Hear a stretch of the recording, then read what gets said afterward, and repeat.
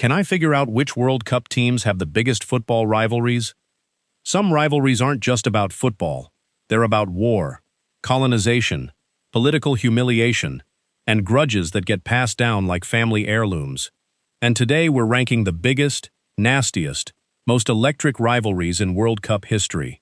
Stick around, because the last one on this list isn't even about goals. It's about a moment so shocking it nearly caused a diplomatic incident. Let's start with Argentina and England. On the surface, this looks like a normal football rivalry. Two proud nations, two passionate fan bases. But underneath it, there's real history, because just a few years before their most famous World Cup clash, the two countries were actually at war over the Falkland Islands. So when Argentina and England met in the 1986 World Cup quarterfinal, it wasn't just a game, it was personal. And that's the match where Diego Maradona scored not one but two of the most talked about goals in football history, back to back, within 4 minutes of each other. The first one, he literally punched the ball into the net with his hand and somehow got away with it. He later called it the hand of God.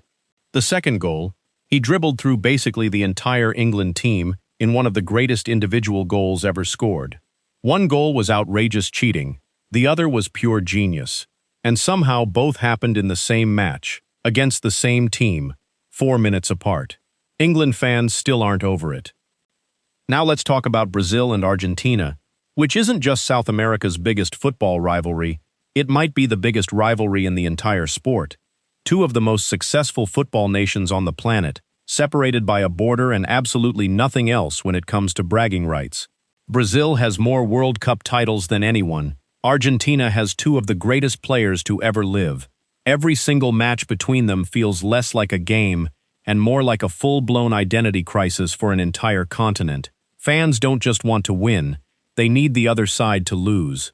It's the kind of rivalry where grandparents pass down grudges to grandkids before they can even walk properly. Then there's Germany and the Netherlands, a rivalry with roots that go way deeper than football. During World War II, Germany occupied the Netherlands, and that history never fully faded from the football pitch. Their most explosive World Cup meeting came in the 1974 final, where the Netherlands, playing some of the most beautiful revolutionary football anyone had ever seen, somehow lost to West Germany on their own home turf. Dutch fans still talk about that game like it's an open wound, and every time these two teams play, there's an intensity to it that goes way beyond 90 minutes of football. Now here's one that might surprise some of you outside of Europe. England and Germany. Two footballing giants with a rivalry built on decades of near misses, penalty shootout heartbreaks, and a healthy dose of old-fashioned national pride.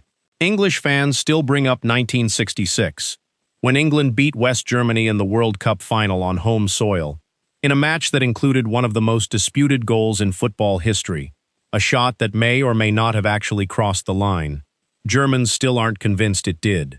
And that one moment of doubt has fueled decades of tension every single time these two teams meet. We can't talk World Cup rivalries without mentioning the United States and Mexico. This one's not about ancient history, it's about pure, modern-day, next-door neighbor pride. Two countries separated by a border, sharing a passionate, sometimes chaotic football culture, and absolutely refusing to let the other claim regional dominance. Matches between these two are loud, physical, and packed with an energy that feels more like a family argument than a football match. And with the United States now hosting a World Cup, this rivalry only keeps getting louder. Now let's go to a rivalry that's less about war and more about pure football supremacy. Italy and Brazil. These two nations have combined for more World Cup titles than almost anyone else in history, and their meetings on the biggest stage have been absolute classics. Their most iconic clash came in the 1970 World Cup final, a game so good it's still shown in football documentaries today as one of the greatest finals ever played. Every time these two teams cross paths, it feels like a battle between two completely different footballing philosophies, and neither side is willing to back down. But now, let's get to the one everyone's been waiting for, because this next rivalry didn't just create tension, it created one of the most bizarre, jaw-dropping moments in World Cup history: South Korea and Italy at the 2002 World Cup. On paper, this should have been a routine match for a football powerhouse like Italy. Instead, South Korea, playing as co-hosts in front of an electric home crowd, pulled off a stunning upset in extra time and knocked Italy out of the tournament completely. Italian players and fans were furious, claiming controversial officiating decisions had gone against them all match long. The reaction back in Italy was intense, with newspapers running outraged headlines and conspiracy theories about the officiating spreading for years afterward. It's a rivalry born entirely from one single chaotic match, but it's one that South Korean fans still celebrate as one of the greatest nights in their football history, and one that Italian fans still bring up as one of the most painful. So there you have it. Wars turned into World Cups. Border feuds turned into penalty shootouts. National pride on the line every single time the whistle blows. These rivalries aren't just about who wins the match. They're about history, identity, and decades of stories passed down through generations of fans. So now I want to know, which rivalry do you think is the fiercest of them all? Drop your pick in the comments, because I promise you, not everyone's going to agree. And if you want more deep dives into the stories behind the World Cup, make sure you're subscribed, because there's a lot more where this came from.